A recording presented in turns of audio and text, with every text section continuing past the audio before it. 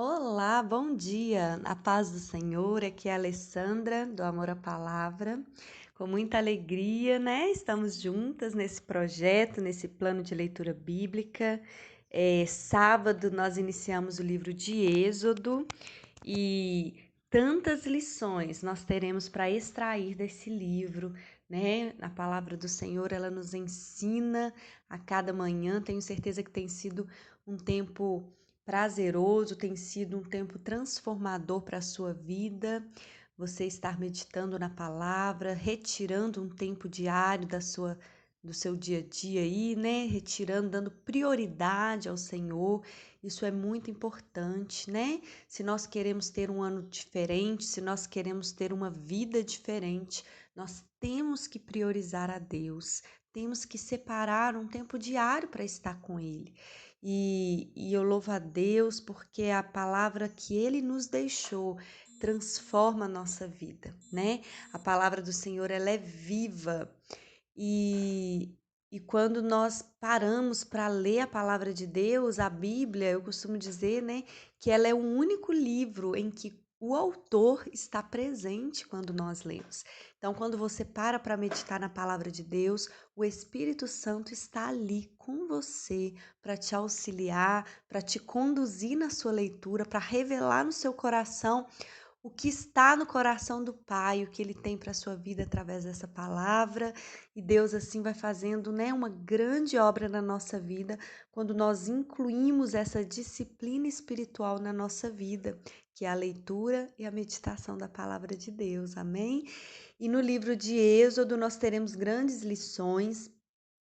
Nós vemos que nós, né, terminamos a leitura de Gênesis e o livro de Êxodo ele vem contar para nós, né, que após ali cerca de 400 anos já haviam se passado desde que a família de José se mudou para o Egito. E ali nós vemos que o povo de Israel, o povo hebreu, conhecido ali até então, né, da família de José, ele se multiplicou de tal maneira ali no Egito.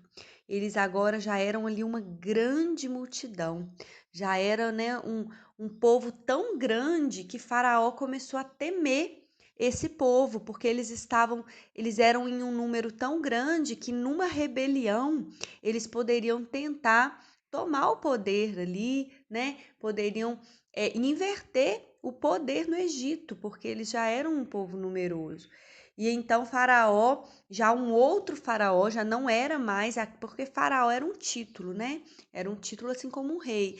E o faraó que estava no poder nessa época já não era o mesmo que conheceu a José. Aquele outro já havia morrido.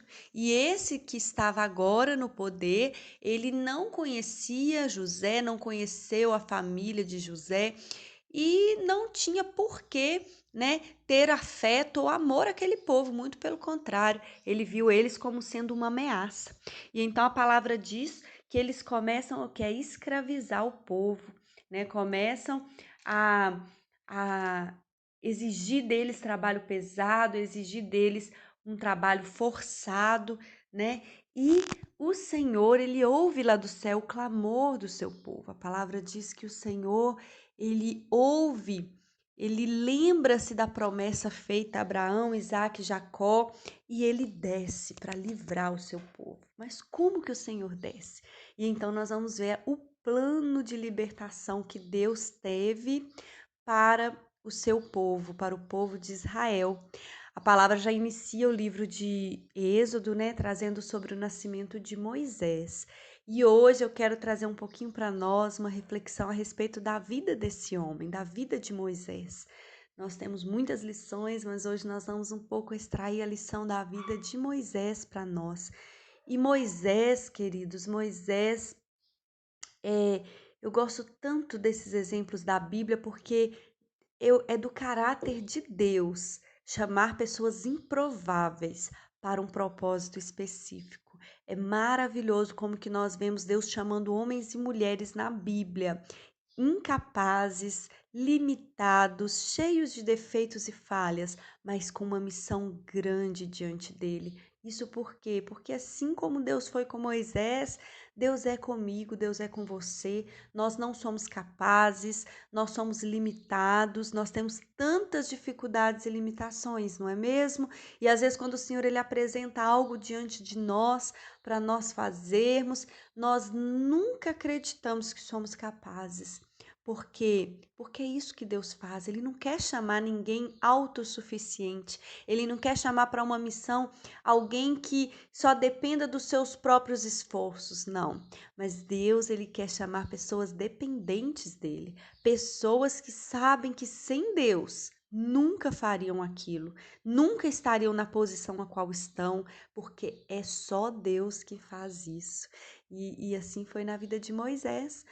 E eu gosto muito quando nós falamos a respeito de Moisés, a palavra do Senhor ela nos traz uma reflexão lá no livro de Hebreus. Hebreus, no capítulo 11, vem trazer sobre os heróis da fé. E lá no versículo 23, vem falar sobre Moisés. Olha o que diz para nós. Pela fé, Moisés, recém-nascido, foi escondido durante 3 meses por seus pais, pois estes viram que ele não era uma criança comum e não temeram o decreto do rei. Pela fé, Moisés, já adulto, recusou ser chamado filho da filha de Faraó, preferindo ser maltratado com o povo de Deus a desfrutar os prazeres do pecado durante algum tempo. Por amor de Cristo, considerou sua desonra uma riqueza maior do que os tesouros do Egito, porque contemplava a sua recompensa. Pela fé saiu do Egito, não temendo a ira do rei, e perseverou, porque via aquele que é invisível. Que palavra gloriosa essa de Hebreus 11, 23. Queridos, Moisés, ele via o invisível.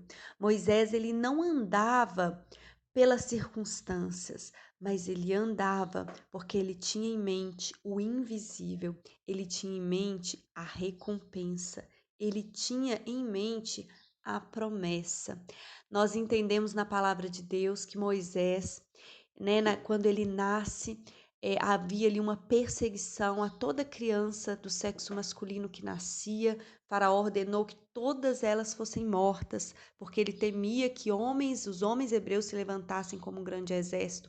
Então Moisés teve que ser escondido por 3 meses do próprio Faraó, mas a palavra de Deus, ele é tão maravilhoso. Olha o que Deus faz. Aquele que queria matar Moisés foi o lugar aonde Moisés foi escondido. Moisés sendo perseguido ali, né, uma criança que estava sendo ameaçada pelo Faraó, foi então escondido no próprio palácio de Faraó.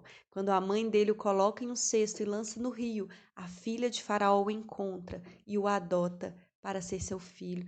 E ele então cresce ali no palácio, cresce ali em meio, né, a toda a riqueza, todo o conhecimento, né, foi criado ali como filho da filha de Faraó. Mas a palavra que nós lemos diz que pela fé, ele escolheu ser o libertador de Israel do que ser chamado filho da filha de Faraó. Moisés poderia ser conhecido até hoje como filho da filha de Faraó, mas não. Hoje ele é escolhido como libertador de Israel, porque ele preferiu uma vida difícil, ele preferiu uma vida muitas vezes, né, de luta, de perseguição, mas ele seguiu o chamado de Deus. E nós aprendemos na palavra de Deus que Deus não chama ele no palácio, Deus chama ele no deserto. Às vezes a gente olha ao nosso redor e acha que as circunstâncias são desfavoráveis, né? Às vezes a gente olha ao nosso redor e pensa que Deus não vai falar com a gente onde nós estamos, porque, né, nós não pertencemos a um grupo com um conhecimento muito alto, nós não somos de uma classe social alta, nós não estamos em meio aos estudiosos, aos sábios, e a gente acha que Deus não vai falar conosco, a gente põe as circunstâncias como sendo limitantes ao que Deus tem para a nossa vida. Mas enquanto Moisés estava no palácio, Deus não fala com ele. Então ele vai para o deserto.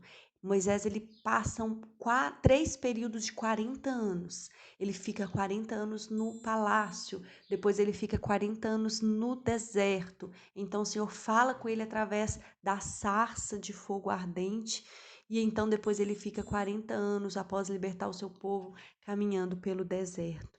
Novamente no deserto, né? E nós vemos assim, Deus ele chama Moisés para essa grande missão e Moisés se achava tão incapaz, tão improvável, cheio de limitações. Senhor, eu não sei falar, Senhor, como vão acreditar em mim? Mas ele aceita o chamado. E a palavra que eu quero deixar aqui para você hoje, nós vamos voltar a compartilhar mais da vida de Moisés. Amanhã nós temos muitas lições na vida de Moisés, mas hoje o que eu quero focar aqui para você, para nós finalizarmos esse áudio, que Moisés se achava improvável, mas ele não deixou essas limitações impedirem Deus de agir na vida dele. Tá? Às vezes a gente olha para a nossa vida e para em meio às nossas limitações e não acredita que Deus faria algo através da nossa vida, mas eu quero te encorajar a dizer sim para o Senhor. Deus ele não procura pessoas perfeitas, ele procura pessoas disponíveis. Esteja disponível para ser usado pelo Senhor. Esteja disponível para o chamado que ele tem na sua vida. Ainda que seja impossível, olhe. Ainda que pareça impossível, olhe não para a sua vida, para as suas limitações, mas olhe para aquele que te chamou. E ele é capaz de fazer, de te capacitar, de te encher, de usar a tua vida quando ele encontra um coração receptível, um coração que se sujeita a ser moldado e trabalhado por ele. Amém? Amanhã nós estaremos compartilhando um pouco mais da palavra do Senhor. Que o seu dia seja maravilhoso. Iniciamos uma semana hoje com a graça de Deus. Que Deus abençoe essa semana. Que seja uma semana de bênçãos na sua vida e na vida da sua família. Amém? Deus abençoe.